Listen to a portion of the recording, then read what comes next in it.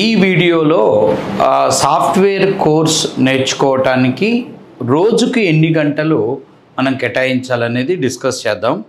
జనరల్గా మనం ఒక సాఫ్ట్వేర్ కోర్స్ జాయిన్ అవ్వడానికి ఏదైనా ఇన్స్టిట్యూట్కి వెళ్ళి మనం అప్రోచ్ అయినప్పుడు వాళ్ళ యొక్క కోర్స్కి 1 hour session, 1.5 hour session, 2 hour session అని చెప్పడం జరుగుతుంది జనరల్గా.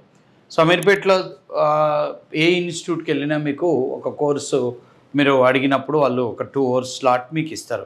బాబు మీరు 9 to 11 మీ బ్యాచ్ టైం అన్నప్పుడు మనం 9 to 11 ప్లాన్ చేసుకుంటాం.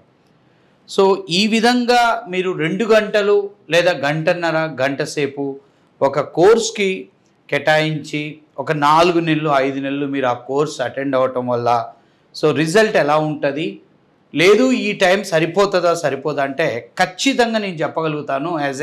ఒక సాఫ్ట్వేర్ ట్రైనర్గా నేను 15 సంవత్సరాల నుంచి టీచింగ్లో ఉన్నాను. కొన్ని వేల మంది, కొన్ని వందల బ్యాచ్లు చెప్పాను. మీరు గంటన్నర, 2 గంటలు ఒక కోర్స్కి కేటాయించి మీరు ఆ యొక్క సాఫ్ట్వేర్ కోర్సులో మీరు నిష్ణాతులు అవ్వాలి, దాన్ని ఉపయోగించుకొని మీరు ఉద్యోగం సంపాదించుకోవాలనుకోవటం అయితే అత్యాశ.